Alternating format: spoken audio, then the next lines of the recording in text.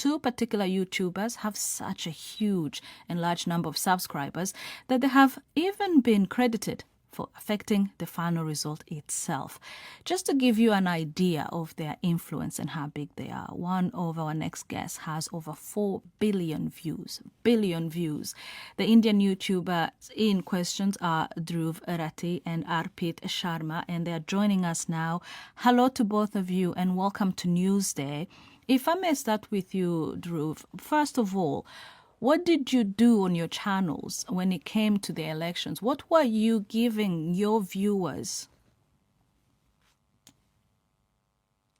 Sorry, I didn't hear whose name did you mention I started with initially. Dhruv, Dhruv Rathee. Okay, sure. That's me. Hello, welcome to the Can you repeat the program. question, please? Yeah, I just wonder if you can just give us a sense of what kind of material or stuff that you offer your viewers, because you've got over 4 billion views in total on your Mhm. videos. What is it that you're giving people?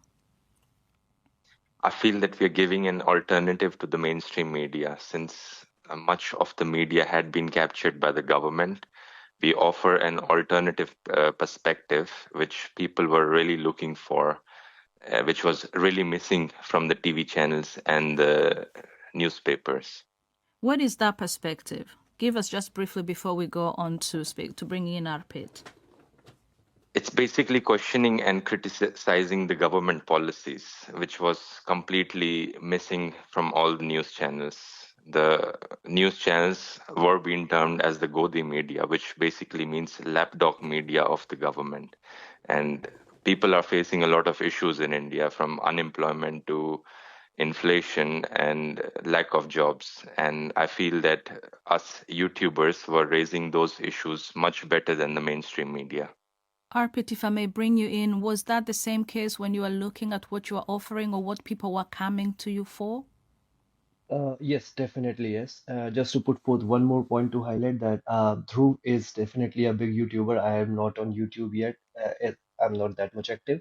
I'm more active on Twitter and Instagram. But coming on to your point, see, India has more than 820 million people on internet today, with more than half of them coming from the rural parts of India.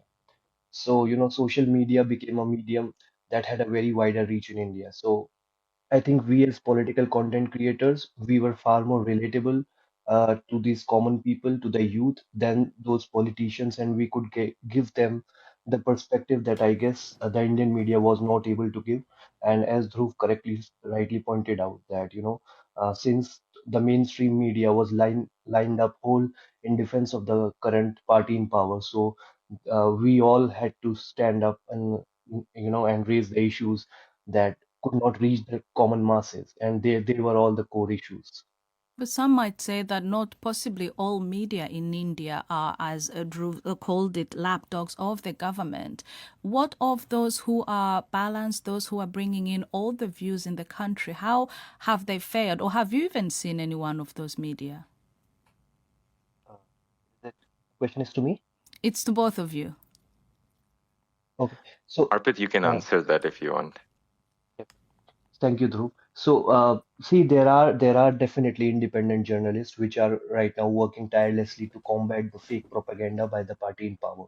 But most of them journalists, are on YouTube now. They are working as independent journalists rather than with the mainstream media channels. And yes, there are one or two people out there who are working, trying their best to be as neutral as they can, as they want to be. But still, the party in power has the majority control over the mainstream media.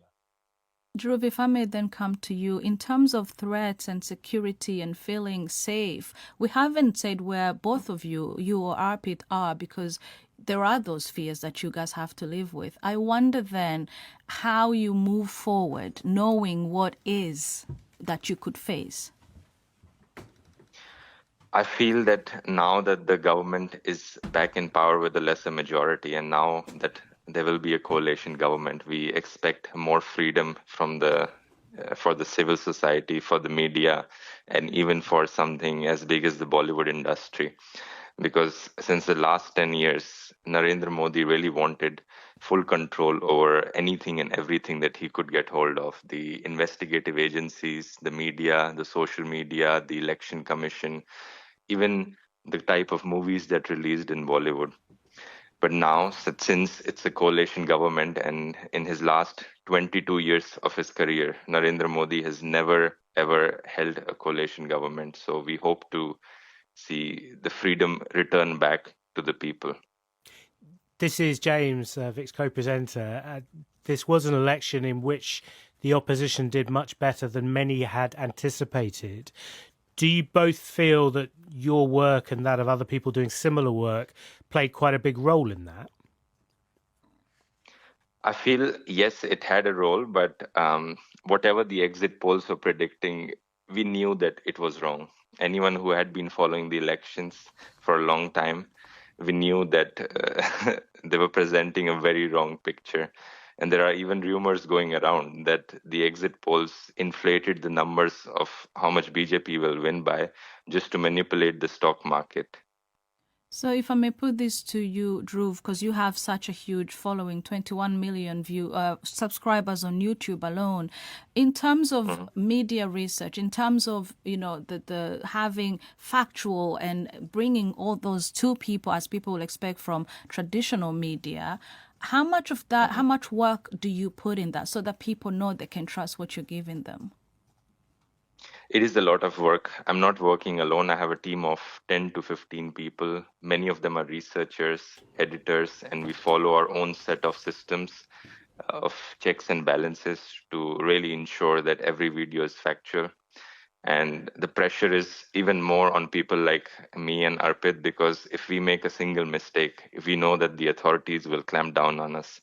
So every video that I released was not only being checked by a team of researchers and managers, but also a lawyer to ensure that every single thing that was being said was factual and correct.